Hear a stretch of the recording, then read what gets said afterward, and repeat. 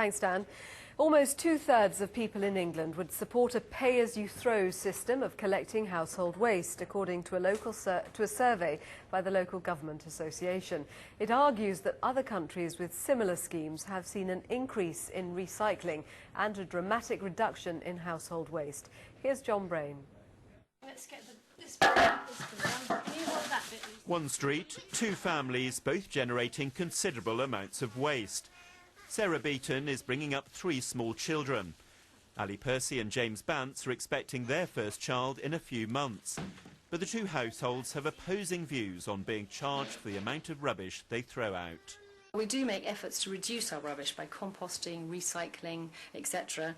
So I feel it's very unfair that the government is trying, or the local government is trying to penalise us with the rubbish that we do create. I still think it's a fair idea to get us to pay for our waste, because we're obviously all producing far too much, and if it can encourage us to recycle more and reduce what we produce, then I think that's a good idea. And I think what that means is we're going to have to think about it more. We'll probably have to be a bit more organised. Today's report suggests giving householders three options for pay-as-you-throw. They could buy different-sized prepaid rubbish sacks, or they could have wheelie bins fitted with microchips allowing rubbish to be weighed. Alternatively, they could choose the size of their wheelie bin and be charged accordingly. It wasn't so long ago it was all very straightforward. We simply left our rubbish out once a week and waited for it to be collected.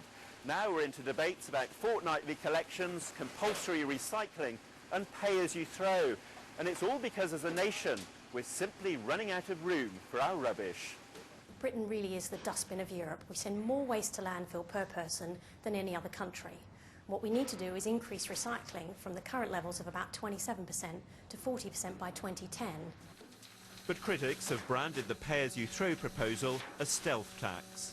Car parking charges were sold on exactly the same basis. There would be no increases in taxes and it wouldn't be a revenue-raising measure. And we all know what happened with car parking charges. I think that leads people to question actually whether local politicians will stick by their word.